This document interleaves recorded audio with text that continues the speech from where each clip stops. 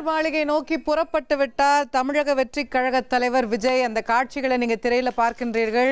அவருடைய ரசிகர்கள், தொண்டர்கள் அவங்க நின்று ஆரவாரம் செய்ய, சாலையினுடைய இரு மருங்கிலும் அவருக்கு ஆதரவாக எல்லாரும் போட்டோ எடுக்க, செல்ஃபி எடுக்க, அவருடைய காருடைய ஃப்ரண்ட் சீட்ல விளக்கை ஒளிர விட்டபடி அவருடைய ரசிகர்களுடைய ஆதரவை ஏற்றுக்கொண்டு இதோ விண்டோ கூட இறக்கிட்டாரு.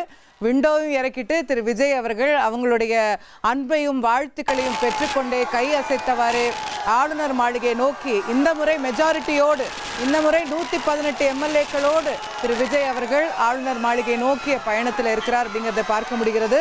கடந்த 4ஆம் தேதியிலிருந்து தேர்தல் முடிவுகள் வந்த நாள் முதல் 3வது முறையாக இப்போ ஆளுநரை சந்திக்க போகிறாரு. முதல்ல போய் அஃபிஷியலாக எனக்கு பதவியேற்று வைங்க, நான் கவர்மெண்ட் ஃபார்ம் பண்ணுறேன்னு சொல்ல போனார். அதுக்கு அடுத்த நாள் ஆளுநரே அவரை கூப்பிட்டு அமிச்சாரு. என்னப்பா இன்னும் உங்களுக்கு மெஜாரிட்டி இல்லை, நான் எப்படி உங்களுக்கு பதவியேற்று வைக்க முடியும் அப்படின்னு சொல்லி ஒரு அரை மணி நேரத்துக்கு மேலாக ஆளுநரை சந்தித்து பேசிவிட்டு வந்தார்.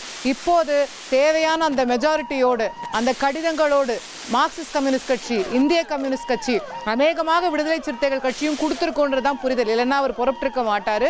விடுதலை சிறுத்தைகள் கட்சியுடைய கடிதத்தையும் சேர்த்து பெற்றுக்கொண்டு திரு விஜய் அவர்கள் ஆளுநர் மாளிகை நோக்கி விரைந்து கொண்டிருக்கின்றார். லோக் பவன் அப்படின்னு இப்போ சொல்லப்படக்கூடிய ஆளுநர் மாளிகை நோக்கி பட்டினப்பாக்க இல்லத்திலிருந்து அவர் புறப்பட்டு செல்லக்கூடிய வழியெல்லாம் அவருடைய தொண்டர்கள், தமிழக வெற்றி கழகத்தின் ரசிகர்கள், அவருடைய ரசிகர்கள், தமிழக வெற்றி கழகத்தினுடைய தொண்டர்கள் ஆங்காங்கே நின்று போட்டோ எடுத்துக்கிறாங்க, சந்தோஷப்படுறாங்க, கையாட்டுறாங்க. இந்த தருணத்திற்காக தான் அவர்கள் அனைவரும் காத்திருந்தார்கள். மே 4ஆம் தேதி வெற்றி பெற்ற நாள் அப்படிங்கிறது அவங்களுக்கு எந்த அளவுக்கு உற்சாகத்தை கொடுத்ததோ அதே அளவுக்கு அடுத்த நாள் ஒரு பெரிய டிப் இருந்தது. ஏன்னா ஆட்சி அமைக்க முடியுமா இல்லையான்னு தெரியல, நம்மளை ஆதரிப்பாங்களா இல்லையான்னு தெரியல, யார் யார் நம்மளை சப்போர்ட் பண்ண போறாங்கன்னு தெரியல.